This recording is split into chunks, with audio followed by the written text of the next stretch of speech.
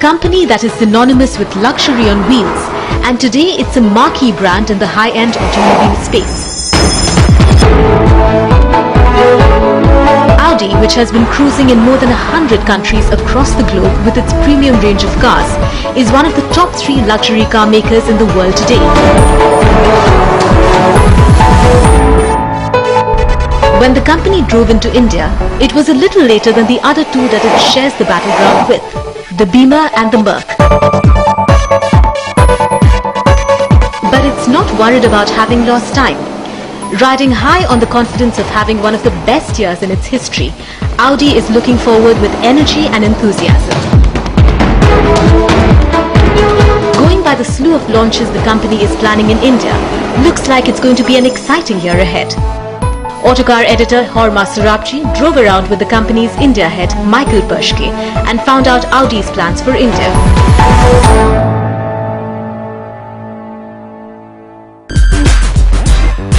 So Michael, thanks for taking me around in this lovely car. Give you an A8 experience. Yeah, absolutely. But tell me, you've launched the A8 which we are in right now, and I just want to get your sense on the overall luxury car market. I mean, it's had a superheated growth last year. Is this growth sustainable? Are you happy with it, or what do you think? What do you think really is the outlook for the luxury end of the car market? We think that there are a couple of drivers for the luxury market, and I think some drivers will maintain.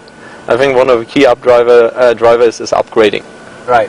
So there's so many people who have bought their A, B, C, D segment cars, and at a certain point of time they want to have something with a badge and with a product which they think they earned, they deserve now, and they want to treat themselves, and I think that's where luxury definitely is one room to grow. Yeah. And I think that's where the upgrade trend definitely is going to support long-term growth. Right.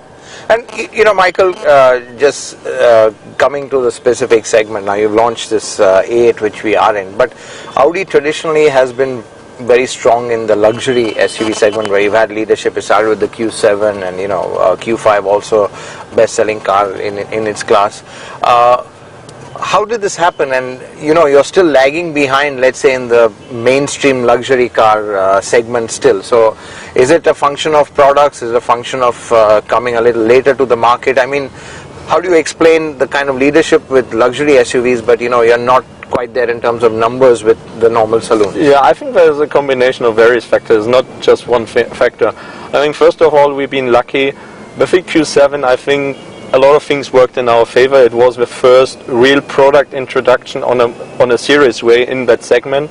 It was Audi came, and the flagship everybody kind of associated Audi with was the Q7. Then the Q7 is the culmination of real quattro competence. I think it worked also well that some positioning in Bollywood worked very nicely. It became a status symbol. The look and feel of the car is very status oriented. At the same time, it has a lot of versatility, and we've been the first to introduce a real 7-seater option in that segment. Right. So I think all that worked very well in favor of the Q7, and once the Q7 was there, the Q5 followed, and again, we've been the first in that segment with a serious product offering, with the CKD concept, with the Quattro drive. We recently introduced the 2.0 TDI, so the packaging is right. You're right, with the A4, A6, we are not on the same level yet. We are not in segment leadership, and the A8, now we feel with a new product, the brand got to a different level. Right. Suddenly the A8 gets much more appreciation and acceptance. And one of the things you challenged me, can you do the same thing you did with the Q7 with the A8? And clearly this year is not a numbers game, this year is a positioning game. Right. Clearly we want to be the A8 the most desirable product in its lot, and not necessarily the biggest numbers. And you still got some surprises up your sleeve with the 8 in terms of engine options, isn't it? Yeah, I mean, we just launched the 3.0 TDI. Right. So one can assume a 4.2 TDI would also be on the cards. Probably to the later part of the year. First we start with the W12. Right. Where we will have 15 select VIPs only to start, and get the car on a personal kind of invitation only basis, and then we will have a larger scale W12 coming towards the end of the year, and you are the one who always opted 4.2 TDI, the best engine for the product. I think it's one of the best engines, equally as the petrol, and the 3.0 is more a rational decision, but I think We have 4 engines in that segment. We have all cars with quattro drive, which distinguishes us from the competition, and I think people who drive in monsoon will appreciate that the quattro gives it a much more safer drivability than a rear-wheel drive. So I think on the A8 we work on the image, and A6, I mean, you've driven it back in Italy. I think the A6 will be another game changer for us. Just launched the A7, so this year we are very lucky. A8, A7, A6, 3 brand new limousines to enhance the limousine image. But tell me, you were talking about the A6. What's that going to be in terms of, how is that going to be a game changer? And I think you've got 4 engine options. Is it, because that really is the meat of the market, also a tough part of the market to crack, because you've got the E-Class, which was the original E-Class from 15 years. Know? So, I mean, that's back really in 1998. That was the first luxury car which came in. And you were with Mercedes at that time. W124 and then the W10 with the round eyes. Clearly, it was basically the segment creator for the luxury segment per se in India. But we have the benefit of a new kid on the block, because we basically we have the A6, and I think we were very surprised that even in the A6 run out, that car went very well. And we didn't have a small diesel engine in the old A6, which we will have. So the 2-liter diesel, more or less from start, from day one. If I see that some small car brands at the moment advertise a 25 kilometer per liter option, we can claim that we give you in a real luxury sedan, or we call it business luxury limousine, we can give you 21.5 kilometers per liter.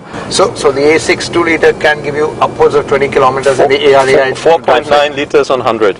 So, and can go down to 129 gram per kilometer. So I think it's definitely a game changer in that segment in regards of efficiency.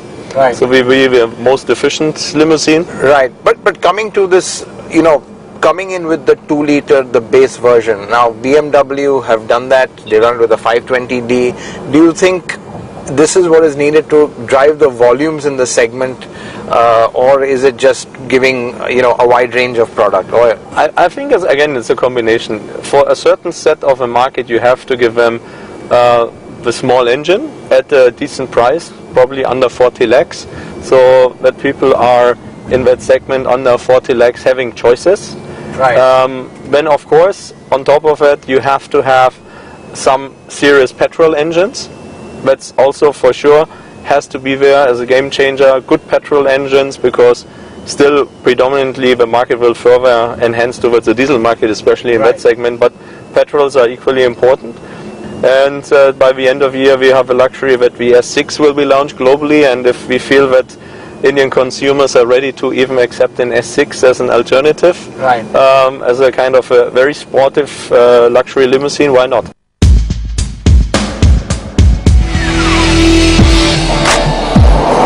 Audi may be confident of a successful run and is revving up its play in India. But how big is the market for luxury in India? And how will Audi fare in the class versus mass game? We find out after a short break.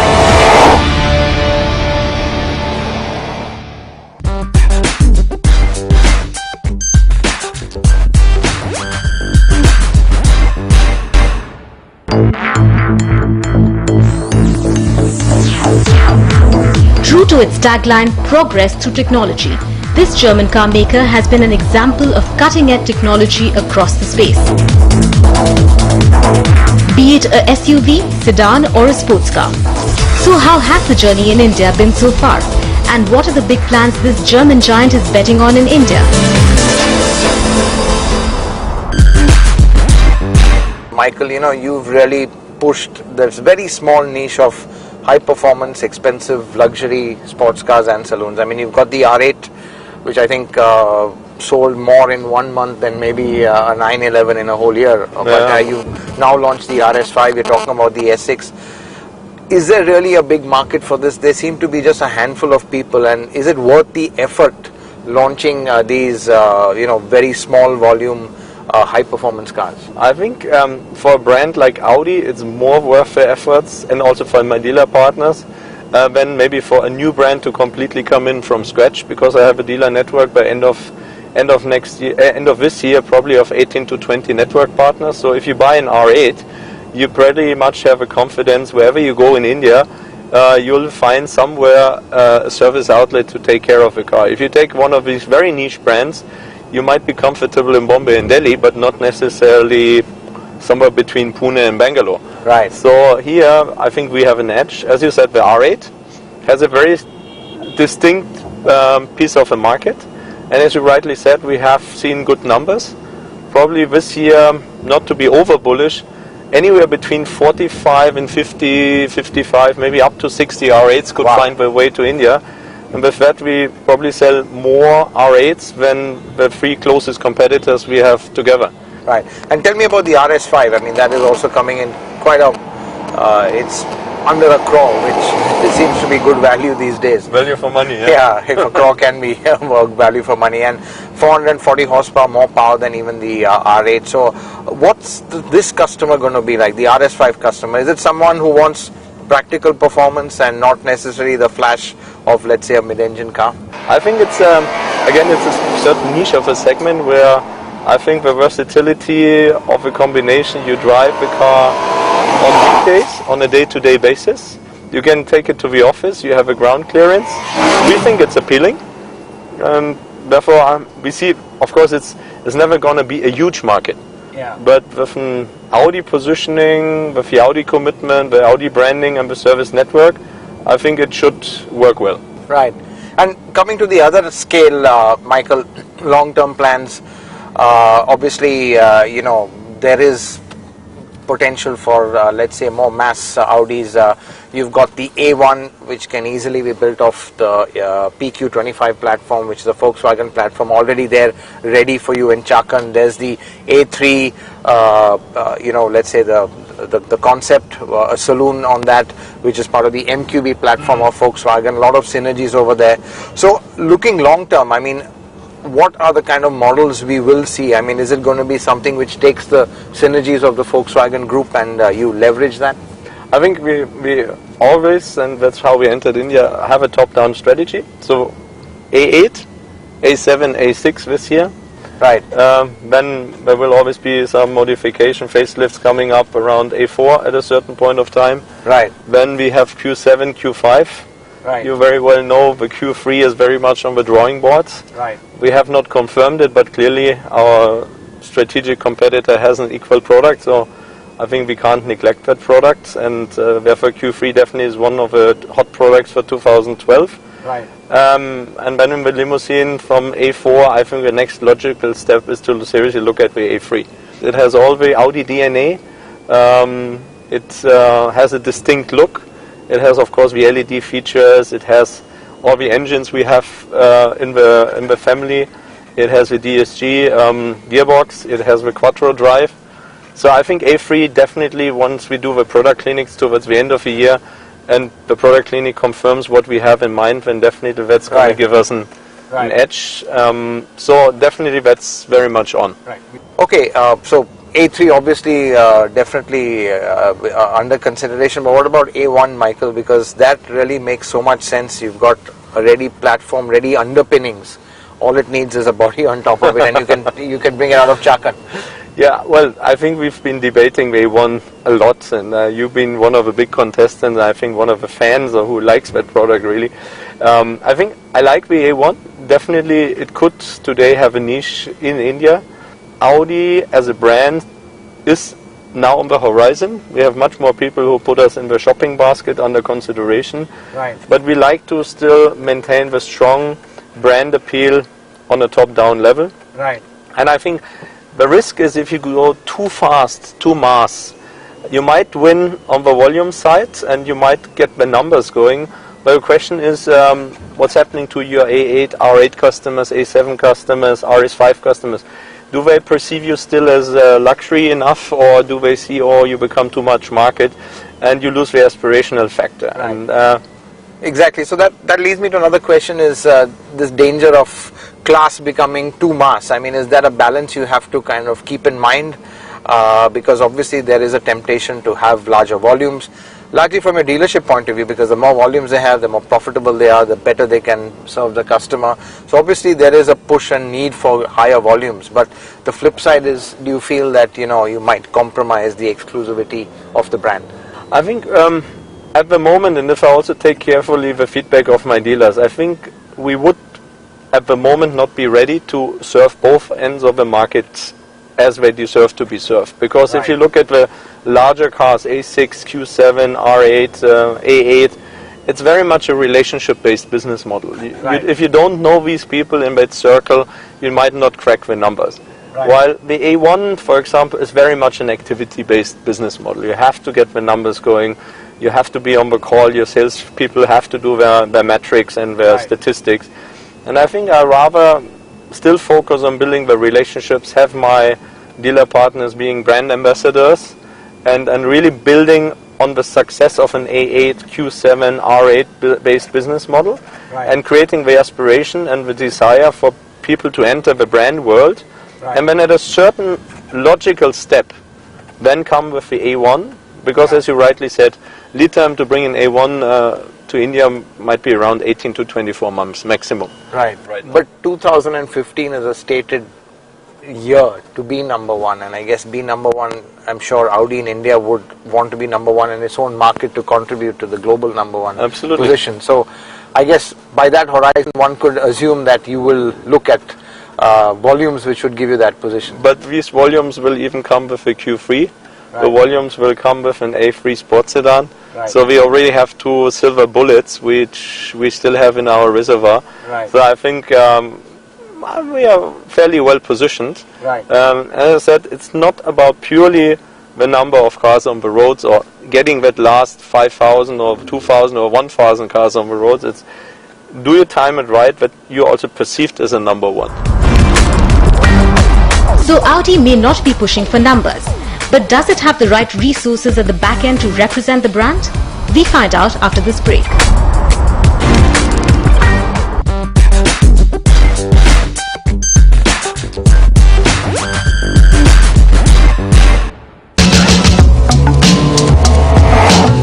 German carmaker Audi may have been a late entrant, but with the film industry taking a liking to the Q7, it has popularized the brand in India. Still, it has a lot of catching up to do with the number game with the likes of BMW and Mercedes. In a country where the dealership network determines market share, is the luxury car maker looking to increase the number of dealers? What does Michael Perschke think is the key to Audi increasing its share in the Indian market?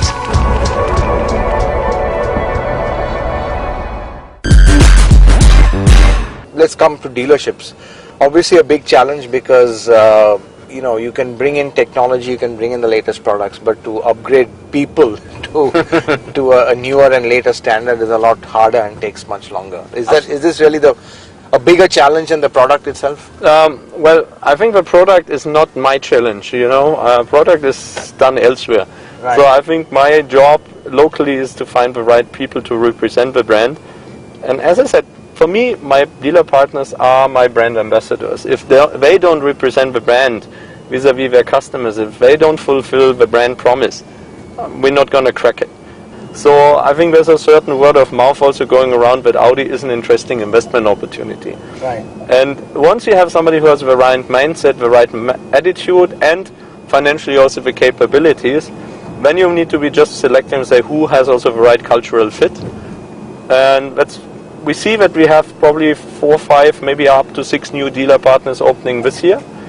And of course, when we go with a broader product portfolio, we need to cover the country, of course, appropriately. So I think the number has to go up somewhere between 30, 35 mid-long term. And coming to things like resale value, obviously it is getting more and more important. How do you plan to bolster that? How do you plan to make sure that residual values of Audis are generally, it's not yet the best in class, but how do you expect it to be really, at a certain, let's say, level? Because that is also quite crucial in the long term. Yeah, on this best in class, I might challenge you because I have some good data, especially of our company cars when they were sold by my dealers and once they're sold to customers. And I think it has to do a lot with brand and product appeal. Right. And for example, you'd be surprised at what prices used Q7s are trading right now in the market. Right. Because there's certain demand for that product, and if people have an aspiration to buy in Q7, but maybe not at 55, 60 lakhs, but at 30, 35, 40 lakhs, there's a huge chunk of people who would love to have a 2-3-year-old well-kept Q7. Right. So I think it has to do with also a combination of brand product, but also push-pull. Are you looking at then developing a full-fledged pre-owned kind of program, to serve these customers and keep them in the Audi family, even if they buy their first Audi as a pre-owned one? Yeah, we have done the research, and I think from a tactical point of view, we have soon a major product launch, and that's probably going to, for the first time, create a big number of existing Audi customers wanting a new Audi and upgrading, and I think we want to cater to them and give them the chance that they come with their used A4s, Q5s, A6s and trade them in for a new Audi. So we want to cater to that segment, and that means our timing is somewhere by the third quarter. We want to launch the program. We're very much in shaping the program, but we feel we don't have a rush right now. Majority of customers are not actively asking for the existing Q7s to be traded in, because the secondary market on a private basis is giving them even already today a very good price. Right. So clearly a lot of big plans for Audi in India, obviously lots of a slew of new models, dealerships.